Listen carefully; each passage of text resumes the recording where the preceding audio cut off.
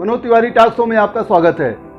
आज मेरे साथ समाजवादी पार्टी के वरिष्ठ नेता आसिफ जाफरी जी हैं। आसिफ जाफरी चायल से पूर्व विधायक भी रहे हैं और आसिफ जाफरी सपा महासचिव इंजीत सरोज के बहुत करीबी रहे हैं। आज हम आसिफ जाफरी से बहुत ढेर सारी बात राजनीति पर करेंगे, जो लोकल और प्रदेश स्तर की। आसिफ साहब, आपका मेरे टॉक शो में बहुत बहुत स्वागत है। धन्यवाद। सबसे पहले हम राजनीति पर ही बात करते हैं। आपसे तो बात करने के लिए बहुत ढेर सारे मेरे पास मुद्दे हैं। 2017 में बहुजन समाज पार्टी ने अपने सिटिंग विधायक दयाराम पासी का टिकट काट के आपको टिकट दिया। 2017 में आप चुनाव हो, चलिए कोई बात नहीं, पार्टी ने टिकट दिया। 2017 के बाद, चुनाव के बाद ही आपने पार्टी क्यों बदल दी, क्या वजह रही? सबसे पहले तो आपको ये स्पष्ट करूं कि माननीय दयाराम जी का टिकट इसलिए बदला गया वो सीट आरक्षित से सामान्य हो गई। सामान्य वर्ग में बहुजन समाज पार्टी की राष्ट्रीय अध्यक्ष बहन मायावती जी ने हमें टिकट दिया और मैं वहाँ से विधायक हुआ। रहा सवाल 2017 में, जब हम सब लोग बड़ी तादाद में बहुजन समाज पार्टी के प्रत्याशी हारे, उसके बाद कुछ ऐसी परिस्थितियाँ बनी जिससे हम सबको महसूस हुआ कि शायद बहुजन समाज पार्टी अपने मूल सिद्धांतों से भटक। मनवर काशीराम जी के सपने थे, बाबा साहब doctor B are Ambedkar ji के जो सिद्धांत थे, उनसे हटकर ये पार्टी अपने रास्ते भटक कर चलने लगी। तो हम लोग के पास ऐसी मजबूरी थी कि सामाजिक न्याय की लड़ाई लड़ने के लिए, समाज के गरीब, वांछित, दबे कुचले तबके की लड़ाई संघर्ष करने के लिए हमें उस दल को छोड़कर किसी ऐसे दल में ही जाना था जहाँ इस लड़ाई को हम आगे लड़ सकें। नहीं सर, एक चीज और कहा जाता है कि अगर आसिफ जाफरी उस समय साथ ना छोड़े होते इंजीत सरोज के साथ, तो शायद इंजीत सरोज भारतीय जनता पार्टी या कांग्रेस में होती। जहाँ तक हम माननीय इंजीत सरोज जी के बारे में जानते हैं, 35 साल का राजनीतिक जीवन है उनका, और उस 35 साल में माननीय सरोज जी ने समाज के दबे कुचले पिछड़े वंचितों और दलितों और पिछड़ों का के लिए संघर्ष किया। वो किसी भी ऐसे दल में नहीं जा सकते थे जहाँ से इनका इन वर्गों का हित आहित होता। ये लोग कहते हैं कि शायद अगर हम न गए होते तो किसी और दल में जाते, कहा जाता है। इस तरह की अफवाहें थी। सच्चाई ये है कि माननीय मंत्री जी, माननीय सरोज साहब जिस दिन से पार्टी से निकाले गए, उसके बाद से यही कहते रहे कि अब हमें फिर संघर्ष करना है और एक ऐसा प्लेटफॉर्म चाहिए जो इन पिछड़ों, दलितों, वंचित वर्गों के लिए लड़े, उनके अधिकार की लड़ाई लड़े। इसलिए हमारे पास ऑप्शन जो है समाजवादी पार्टी नंबर 1 पे उभर कर आई। और मैं धन्यवाद दूंगा माननीय समाजवादी पार्टी के राष्ट्रीय अध्यक्ष श्री अखिलेश यादव जी को कि उन्होंने हम सबको अपने पार्टी में लिया और हमारे नेता माननीय इंजीत सरोज साहब को बहुत बड़ा सम्मान दिया। अच्छा, एक चीज बताइए सर, अच्छा किया आपने बताया कि अखिलेश यादव जी ने सम्मान दिया। अखिलेश यादव जी ने, इंजीत सरोज ने समाजवादी पार्टी में इलाहाबाद मंडल का पूरे लगभग प्रदेश से बहुत लोगों को शामिल करवाया। मैं इलाहाबाद की बात करूं तो दूधनाथ पटेल, मनोज पांडे, हाजी मासूम खान, आप रहे, गीता पासी रही, सभी लोग जो उनके साथ गए और सभी लोग कहीं न कहीं से या तो विधानसभा चुनाव लड़ चुके थे या लड़ना चाहते हैं। तो आपको क्या लगता है कि 2022 में इंजीत सरोज जी सबको संतुष्ट कर पाएंगे? उन लोगों को लगेगा कि हाँ, इनके साथ हमने पार्टी छोड़ा और हमारा। देखिए, सबसे बड़ी बात यह है कि विधायक बन जाना, पार्टी से टिकट लेकर चुनाव लड़ना, विधायक बन जाना, ये सबका मिशन होता है, इसमें कोई शक नहीं। लेकिन रहा सवाल हम लोगों का, हम लोग जो पार्टी छोड़कर राष्ट्रीय महासचिव जी के साथ गए समाजवादी पार्टी में, तो हम लोग की कोई ये शर्त नहीं है कि हम फिर से चुनाव लड़ेंगे। ये मतलब जो भी प्रॉमिस नहीं, जो भी, ये कोई वादा नहीं। ये सब बातें मीडिया की है, ये सब बातें हमारे बड़े भाइयों को उपज है। रहा सवाल 2022 में किस में चुनाव होगा, तो जिनको पार्टी समझेगी कि ये चुनाव लड़ने लायक हैं, और जहाँ तक हमें जानकारी है कि पार्टी स्वच्छ छवि के लोगों को चुनाव लड़ने जा रही है, क्योंकि 2021-22 में हमारी सरकार बन गई, स्वच्छ छवि के लोगों को चुनाव लड़ने जा रही है। और उसमें जो लोग भी उस प्रेम में आएंगे, जिनका जातीय समीकरण फिट बैठेगा, जो विकास की बात करते हैं, जो इन फांसीवादियों से संघर्ष करने के लिए तैयार है, उन लोगों को टिकट मिलेगा।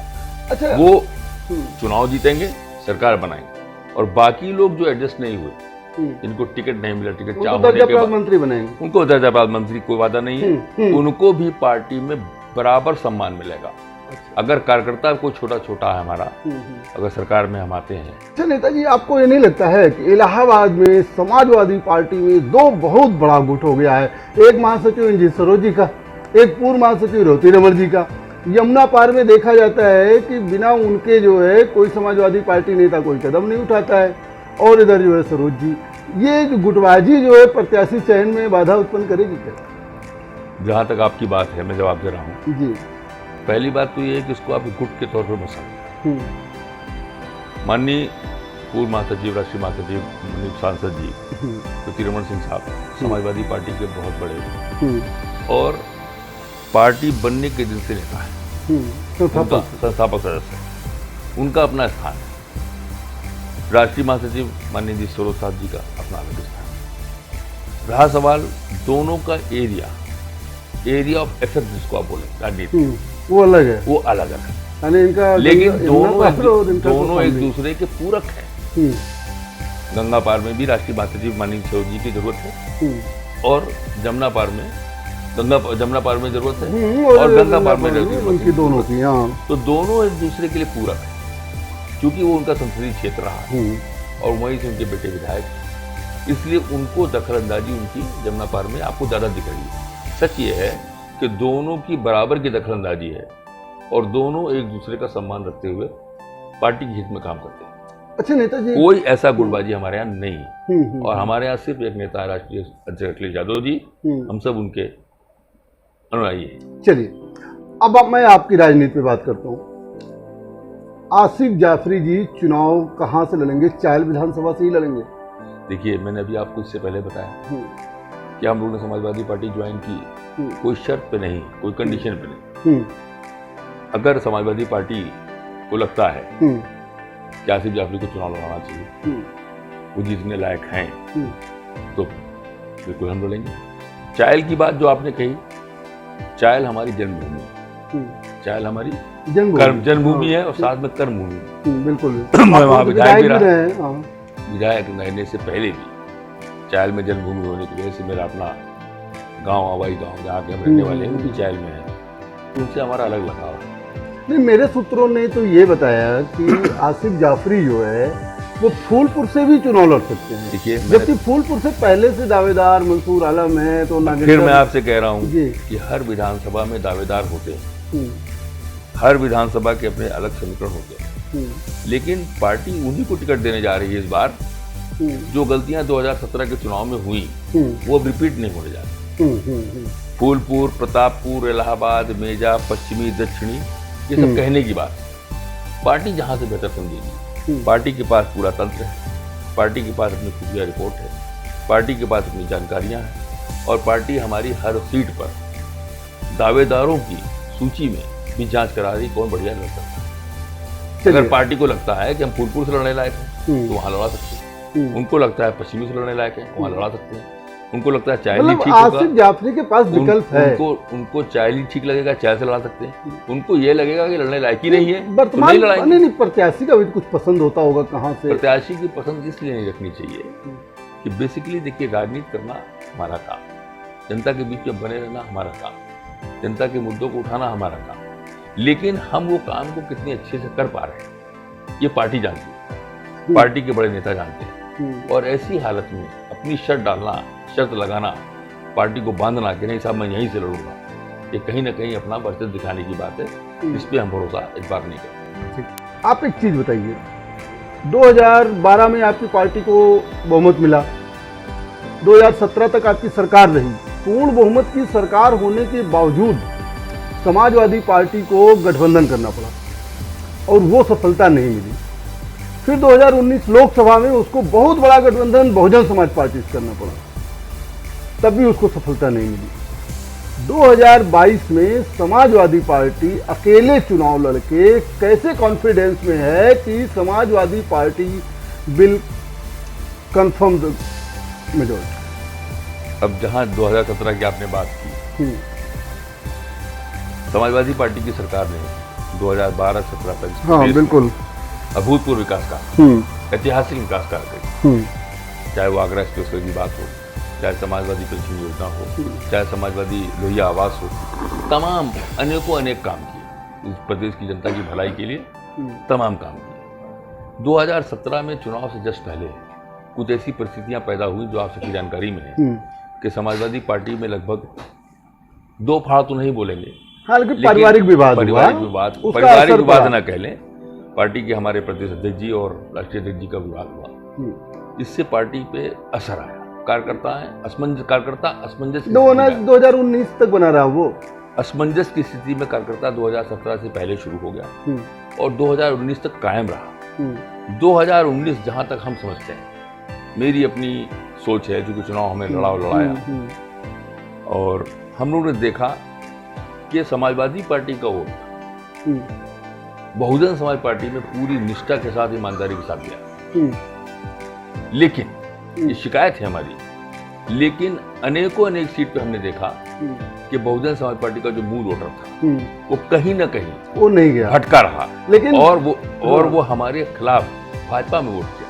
सर, बहुजन समाज पार्टी अध्यक्ष तो यही कहती है कि सपा ने वोट हमको नहीं दिया। देखिए, हमारे राष्ट्रीय अध्यक्ष जी शालीन है, लेकिन सुनिए, सपा ने तो बोला ही नहीं। हमारे राष्ट्रीय अध्यक्ष जी शालीन है, सब हैं, बड़े छोटे का लिहाज करने के आदी हैं, ठीक है। उन्होंने कभी भी अपने चाचा या किसी के खिलाफ कोई शब्द नहीं बोला।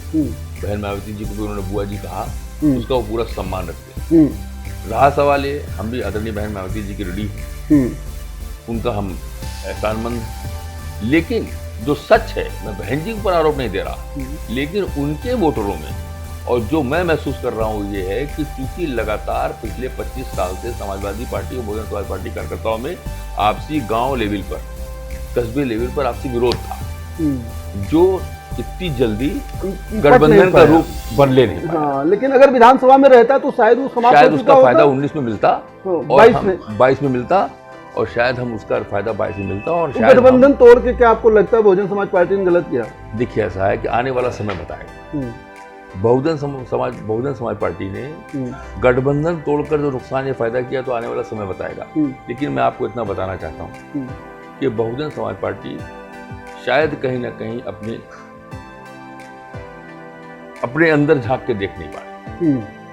कहीं ना कहीं हमारी बहुजन समाज पार्टी की राष्ट्रीय अध्यक्ष जो है कहीं ना कहीं भ्रमित है। उनके अगल बगल ऐसे लोग आ गए हैं जो लगातार पिछले 7 वर्ष से पार्टी का नुकसान कर रहे हैं, ठीक है, और उनको गलत आंकड़े और गलत डेटा पहुंचा रहे हैं। बहुजन समाज पार्टी ये नहीं समझ पा रही है कि उनके जो मूल वोटर वो तो अभी बचे हैं 90%, लेकिन अन्य ओबीसी के वोटर कहीं ना कहीं किसी अंदर में जा चुके हैं। जो मानवर काशीराम जी की पूंजी थी वो कहीं ना कहीं छितरा गई। चलिए नेताजी, आप तो एक सीए भी रहे हैं। हाँ हैं, सॉरी, सीए हैं, वही मेरा मतलब। सीए के रूप में, एक अकाउंटेंट के रूप में आप भारत की अर्थव्यवस्था की बैलेंस शीट को कैसे देखते हैं? देखिए, ऐसा है मनोज जी, भारत की अर्थव्यवस्था विगत 2 सालों से लगातार गिरावट हुई। हम दिसंबर की बात करेंगे 2019 की, जब हमारी जीडीपी 3% 3.5% आई, जिसको कुछ विशेषज्ञों ने कहा कि 2.5 है, इसको 3 बता रहे हैं, 3.5 आपको याद है। उसके बाद मार्च की जीडीपी भी हमारी गिरती हुई है। तो उधर कोरोना लग गया। मार्च 24 के बाद से लॉकडाउन लगा। उससे पहले की बात मैं कर रहा हूँ, मैं जनवरी फरवरी में कोरोना नहीं था।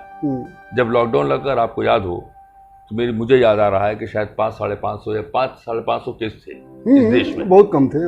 और राष्ट्रीय हमारे माननीय प्रधानमंत्री जी ने कहा कि वह लॉकडाउन लगा देंगे तो कोरोना ही रुक जाएगा, काम खत्म होगा।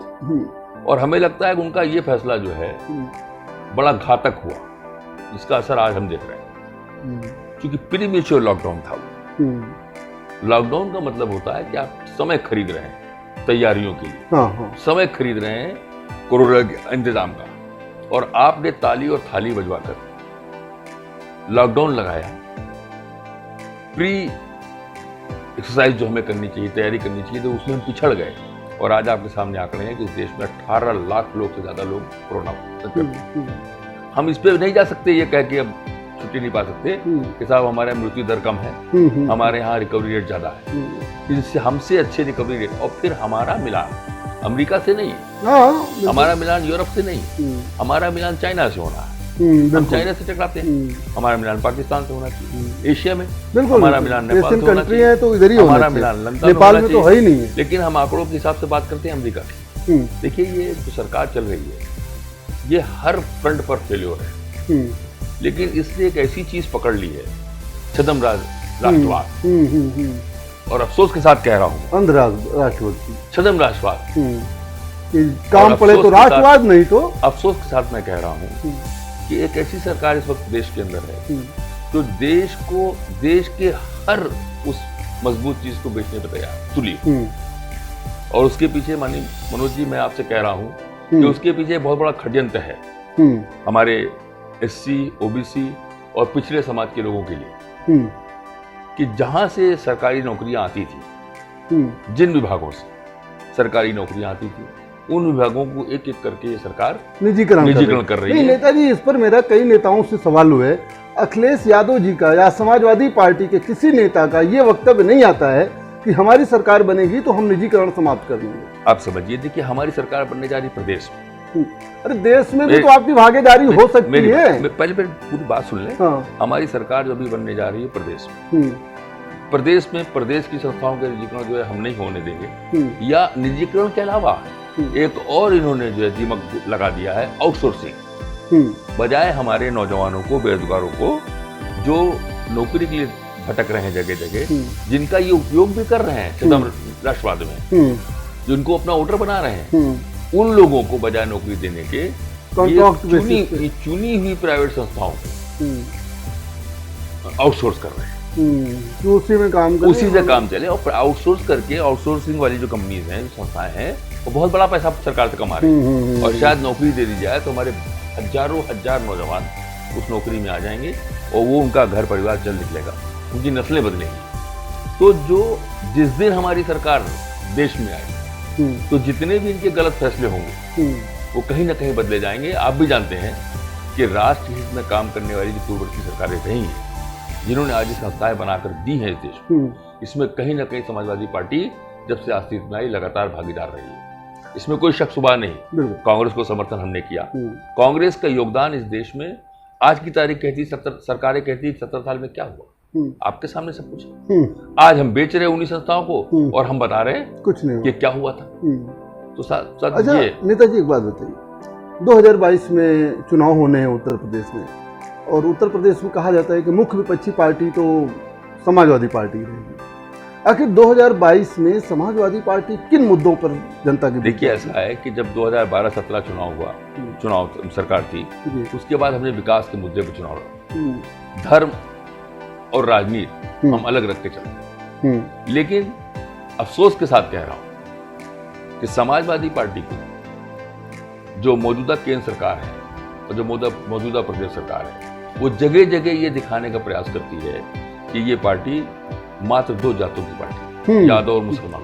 हाँ, वो ऐसा जो और है। आपको वास्तविक स्थिति ये है कि माननीय हमारे नेता मुलायम सिंह यादव जी ने अपने जीवन भर सामाजिक न्याय का संघर्ष किया और उन्होंने ओबीसी, माइनॉरिटी, पिछड़े, दबे कुछ के लोगों को इकट्ठा होकर ये राजनीति की और प्रदेश में 3-4 बार मुख्यमंत्री बने इस प्रदेश में, राइट।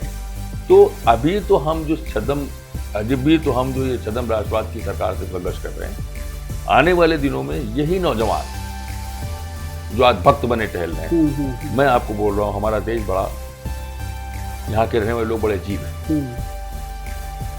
जब इनको ये लगेगा कि ठग रही है सरकार, जब इनको ये लगने लगा है कि ठग रही है सरकार, इनको ये लग रहा है कि ठग रही है सरकार और हमको आपको एक धोखे में रख के लूट रही है, देश को बेच रही है, तो यही लोग जो आज छद्म राष्ट्रवाद में फंसे हैं, यही लोग जो है इनको उखाड़ फेंकेंगे और ये इतनी दूर जाके गिरेंगे कि जमाने लौटेंगे नहीं।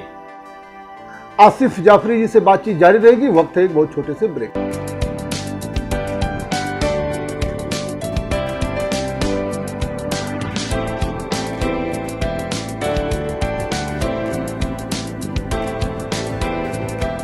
ब्रेक के बाद आपका स्वागत है। जाफरी साहब, जब चुनाव आता है तो ये जो आदर्शवादी मुद्दे होते हैं, किताबी मुद्दे होते हैं, वो गायब हो जाते हैं, अन्य मुद्दे हावी हो जाते हैं, जिसमें अभी आपने इशारा भी किया जात के नाम पर, धर्म के नाम पर ये सारी चीज़ें हो जाती हैं, इसके पीछे क्या वजह मानते हैं? देखिए, जहाँ तक मनोज जी आप भी जानते हैं और हम बिल्कुल स्पष्टवादी हैं, धर्म के मुद्दे या आदर्श मुद्दों को हटाने में सिर्फ और सिर्फ इस देश में एक पार्टी काम करती है जो इस वक्त सत्ता में है। क्योंकि उसको पता है कि वास्तविक में उसने वास्तव में कोई जमीन पर काम नहीं किया, उसको विकास के नाम पर कोई वोट मिलने नहीं जा रहा। हर चुनाव में आप देखेंगे विकास के मुद्दे से शुरू होते हैं और धर्म और राजनीति भगवान श्री राम के नाम पर जो है वो अंत में आ जाते हैं। ये उनके पास कोई और ऑप्शन नहीं, कोई चारा नहीं, क्योंकि चाहे वो केंद्र की सरकार 6 साल की हो और चाहे इस प्रदेश की सरकार 4 साल की हो, इनके पास कोई ऐसा काम नहीं है जो ये बता सके, मजबूती से कह सके कि ये मैंने किया।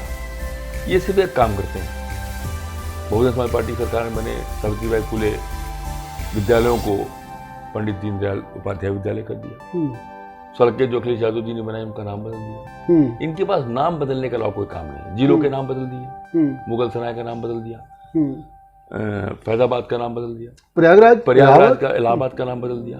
ठीक है, नाम बदलने के अलावा कोई काम नहीं। इनको नाम बदलते समय ये भी नहीं इनको समझ में आता कि नाम बदलकर हम यहाँ के छात्रों का, क्योंकि दुनिया में इलाहाबाद यूनिवर्सिटी की ऑक्सफोर्ड ऑफ एशिया, पूर्व का ऑक्सफोर्ड बोला जाता है, उसके पढ़े हुए बच्चों को जब दुनिया में प्रयागराज विश्वविद्यालय बताएंगे तो उनके ऊपर क्या पब्लिक का इंप्रेशन जाएगा, बाहर के लोगों का, वो कहीं ना कहीं वेट कम होगा। जैसे किंग जॉर्ज का नाम बदला गया, उसमें बड़ा विरोध हुआ था, क्योंकि किंग जॉर्ज यूनिवर्सिटी के, किंग जॉर्ज मेडिकल कॉलेज के नाम से लोग जाने जाते थे। बिल्कुल, आज भी मजबूरी है किंग जॉर्ज कैरी करना, केजीएमसी बोला जाता है। तो आपने प्रयागराज करके कितना नुकसान इस प्रदेश का किया, इस जिले का किया, इस जिले के छात्रों का किया, ये आप नहीं जानते, क्योंकि आप न साधु, ना आप संत हैं, ना आप महात्मा हैं और ना आप विद्वान हैं।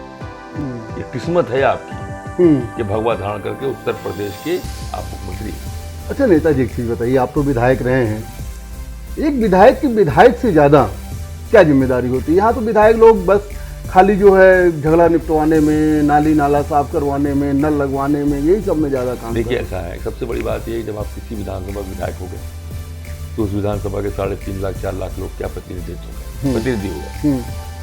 सबसे पहले तो आपको ये देखना चाहिए कि उस विधानसभा के 3 लाख 4 लाख लोगों के ऊपर जो कष्ट हैं, जो परेशानियां हैं, जो मुसीबतें हैं, या उनके लिए रोजगार के अवसर, इसके लिए संघर्ष आपको करना चाहिए। लेकिन ये बदकिस्मती है समाज के लोगों की, और बदकिस्मती और मजबूरियां हैं विधायकों की कि वो नाले और हैंडपंप में सीमित हो जाते। कारण ये है कि हम विधायक बन के जरूर जाते हैं, लेकिन जब सरकारें काम करना शुरू करती हैं तो वो अपने सिद्धांतों पर काम करती हैं। अपने सत्ता पक्ष के विधायक की भी उतनी नहीं सुनी जाती, क्योंकि उनके सिद्धांत अलग होते हैं, थ्योरी अलग होती है। तो शायद जैसे चायल में हमको चाहिए, मेरे हिसाब से वहाँ पर कोई ना कोई रोजगार अवसर देने वाली कंपनी, फैक्ट्री आना चाहिए, सरकारी, कोई मेडिकल कॉलेज आना चाहिए, कोई विश्वविद्यालय आना चाहिए, बिल्कुल आना चाहिए, क्योंकि बिल्कुल कोई रोजगार का अवसर नहीं है, कौशाम्बी में नहीं है, आना चाहिए, लेकिन नहीं आ रहा, क्योंकि कौशाम्बी उनके लिए पहली बार ऐसा है कि भाजपा वहां जीत रही है। कौशाम्बी उनके लिए जो है वो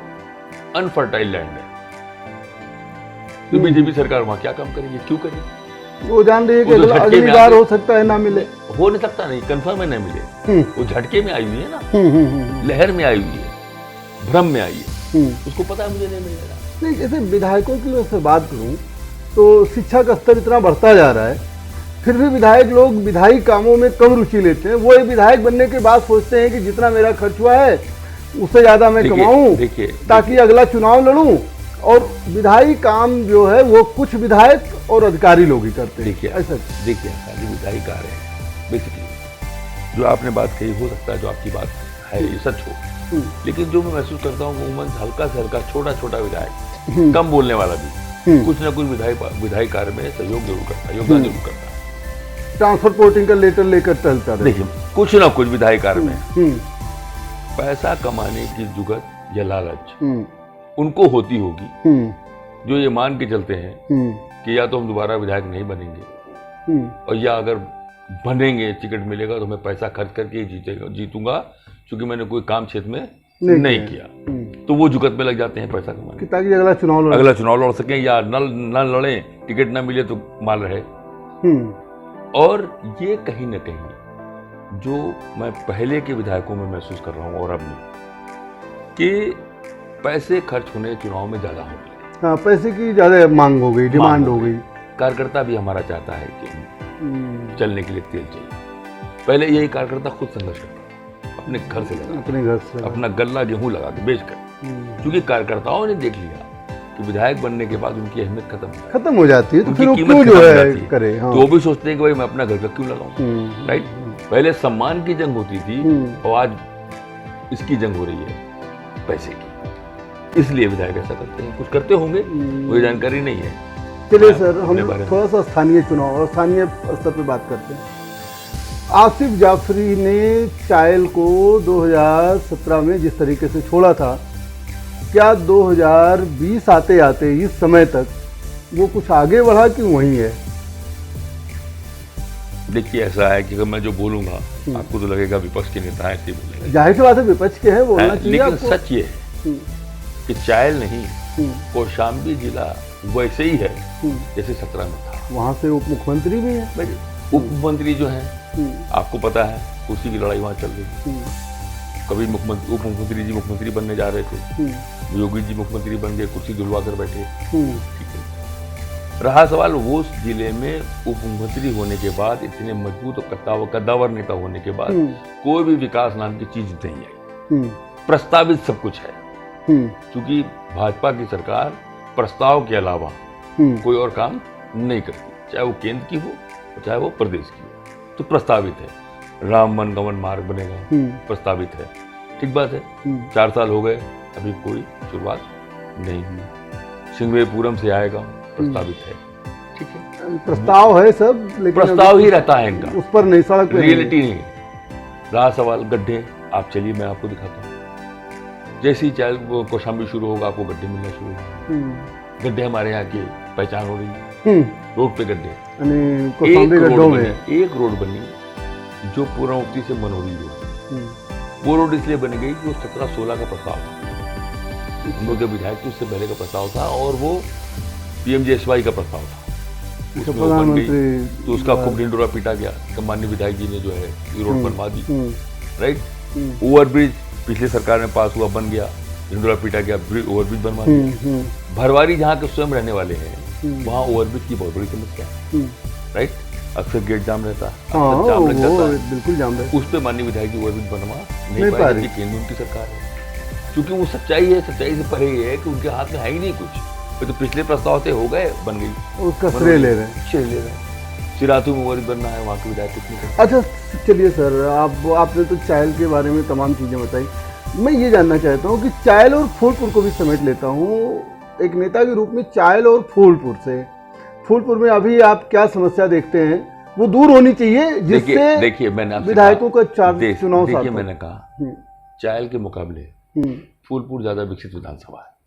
वहाँ इफ्को के कारण अच्छा विकास हुआ, और वहाँ की क्या नाम है, लोगों में एक विकास की रुझान भी है, मिलता है, क्योंकि एक बड़ा प्लांट लगा हुआ है वहाँ पे, छोटी छोटी फैक्ट्रियाँ भी बहुत सी है वहाँ पे।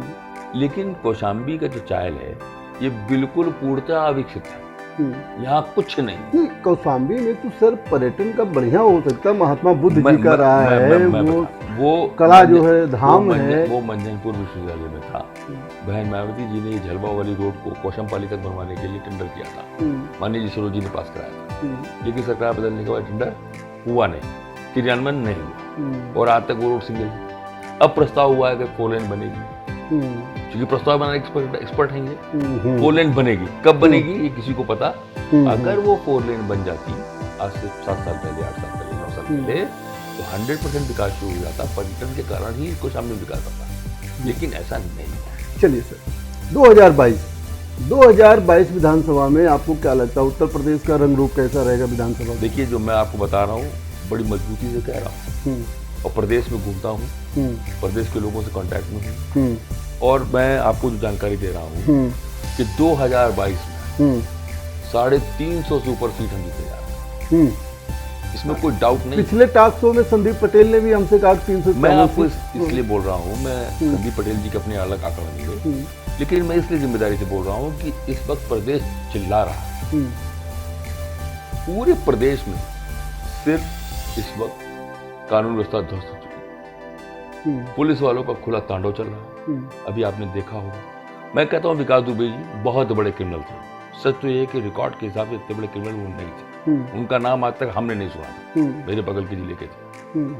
जिस तरह से उनका इनकाउंटर किया गया, उनके साथियों को मारा गया और उनके घर पे जो है ये कहा गया कि नहीं, तो उसने तो खुद कुछ दिन पहले मारा था ना, तो वो तो दूसरी, अभी 8 पुलिस वालों को तो उसने ही हत्या किया था। वही मैं आपको जवाब दे रहा हूँ, 8 पुलिस वालों की हत्या उन्होंने की, ये पुलिस वर्जन है।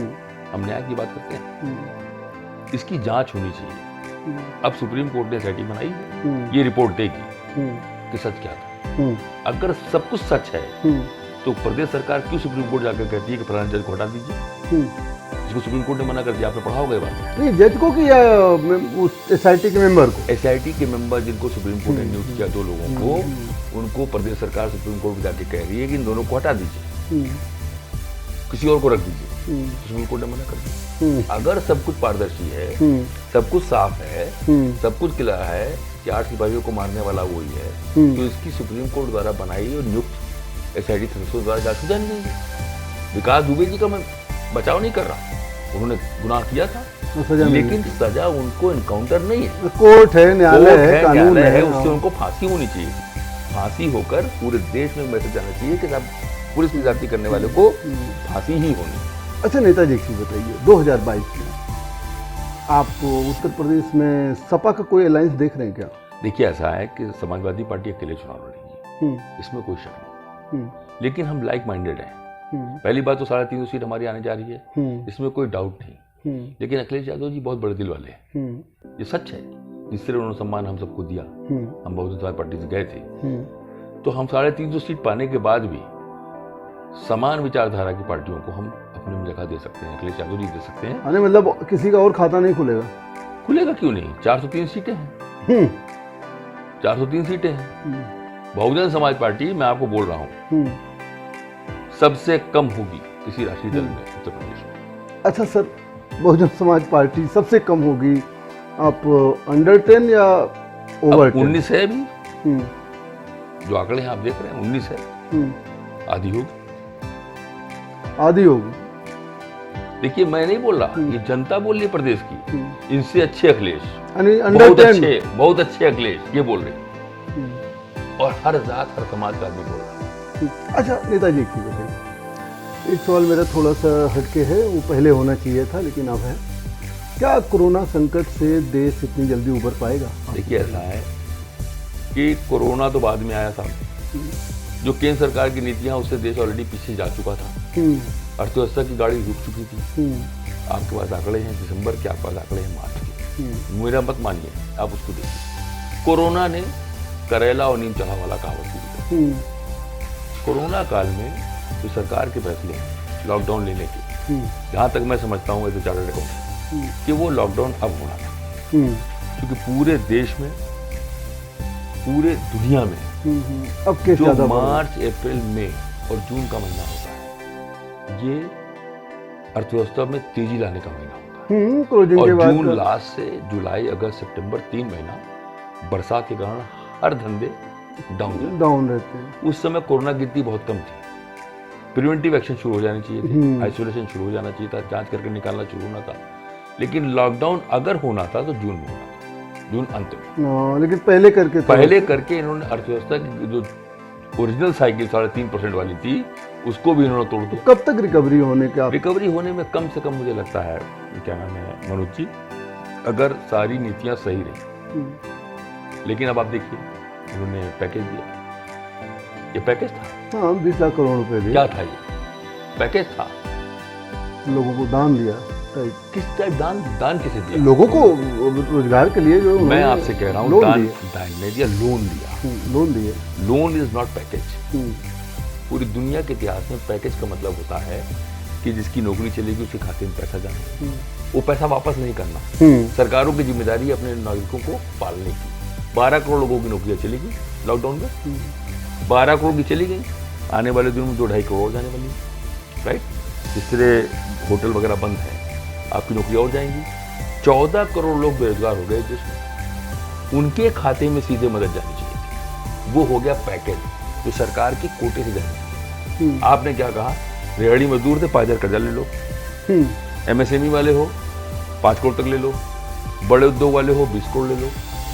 कर्जा तुम्हारा, तुम कहो या न कहो, बैंक का जहां स्टेक लग गया, बैंक का जहां पैसा फंस गया, अपने पैसे को बचाने के लिए उस उद्योगपति को बैंक किसी भी हद पर जाकर पैसा देती है कि अपने धंधे को बचाओ। बिल्कुल राइट। उसमें सरकार का कोई पहले से भी जो है, पहले से भी योजना है, उसमें सरकार का कोई योगदान नहीं। हाँ, एक काम जो हुआ जिसको हम मानते हैं कि जो RBI ने अभी बीच में अपने जो रेट ऑफ इंटरेस्ट घटाए, आज भी घटाया होगा, अभी 12 बजे होगा, प्रेस कॉन्फ्रेंस घटाए, इससे जरूर बैंक की लिक्विडिटी बढ़ी।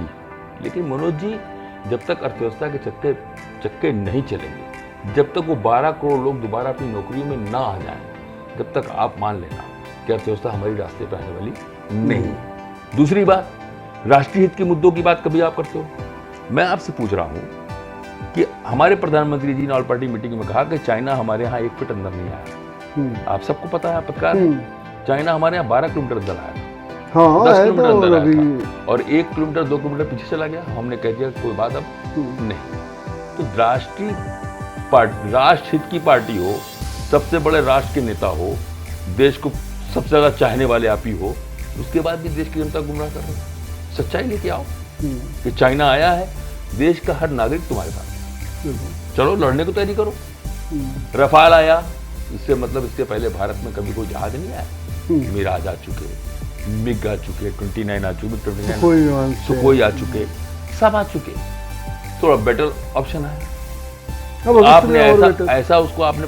और रहा सवाल ये कि सरकार के लोग, कभी हमारे प्रधानमंत्री जी का भाषण है, मैं आपको सुनाऊंगा कि इस देश में जो अंधविश्वास है उसको हटाना पड़ेगा, तब देश का विकास होगा।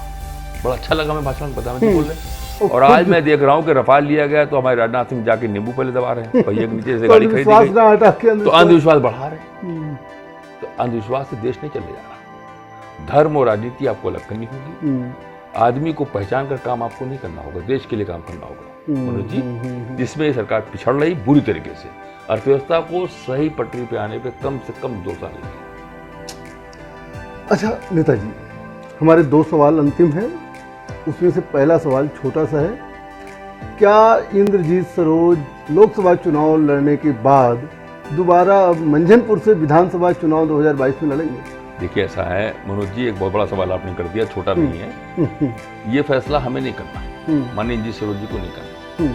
हम लोग तो पार्टी के सिपाही हैं, पद में कद में हम कुछ भी हो गए बना दिए जाए, लेकिन हम सब अखिलेश यादव जी के सिपाही हैं। अगर अखिलेश यादव जी निर्देश देंगे सरोज जी तुम मंझनपुर से लड़ोगे तो लड़ेंगे, 12 से लड़ोगे तो लड़ेंगे, वहाँ से लड़ लो, क्या नाम है, कहीं से कोराव से लड़ो लड़ लेंगे। और मुझे लगता है कि अखिलेश यादव जी के फैसले के अलावा कोई फैसला तय नहीं करने जा रहा है कि सरोज जी लड़ेंगे। चलिए, मेरा अंतिम सवाल, आप चायल से विधायक रहे हैं, मान के चलते हैं कि चायल आपकी विधानसभा है, अगला चुनाव भी आप चायल से लड़ेंगे। चायल की जनता को आसिफ जाफरी क्या संदेश देना चाहिए? मैं बस चायल की जनता से यही कहूँगा कि 2021-22 में चुनाव आ रहा है, आपके पास हमारे अलावा और भी ऑप्शन आ गए, और भी लोग आ गए जिनको आपने देख लिया।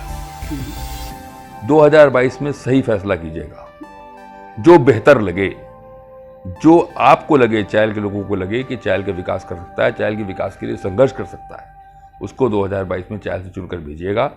सरकार देश प्रदेश में किसी की बने, अगर आपका चुना हुआ व्यक्ति मजबूत है, दम पानी वाला है और आपके हित की बात करेगा तो आपके लिए संघर्ष जरूर करेगा और कुछ न कुछ बेहतर आपके लिए करेगा। 22 का चुनाव बहुत सोच समझ कर आप लोग वोट करिएगा और उसको अपने यहाँ से विधायक बनाकर भेजिएगा, जिसको आप सब समझ रहे हैं कि आपकी हित की लड़ाई लड़ सकता है। नेताजी, आप हमारे टॉक शो में भाग लिए, इसके लिए आपको बहुत बहुत धन्यवाद। बहुत बहुत धन्यवाद आपका, आपने हमसे समय दिया।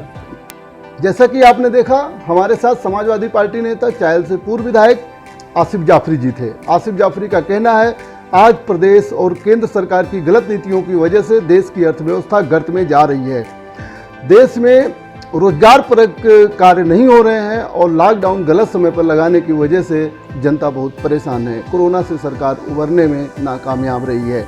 इसके साथ कौशाम्बी को लेकर के आसिफ जाफरी का कहना था कि वहाँ पर भी रोजगार परक कोई कार्य नहीं हो रहे हैं। वर्तमान जो सरकार है वो कोई भी ऐसा काम नहीं कर रही है जिससे जो है कौशाम्बी की जनता को समस्याओं से निजात मिले। आगे भी हम आपको ऐसे ही तमाम जनप्रतिनिधियों से मुलाकात करवाते रहेंगे। देखते रहिए मनोज तिवारी 400। दीजिए मनोज तिवारी की इजाज़त।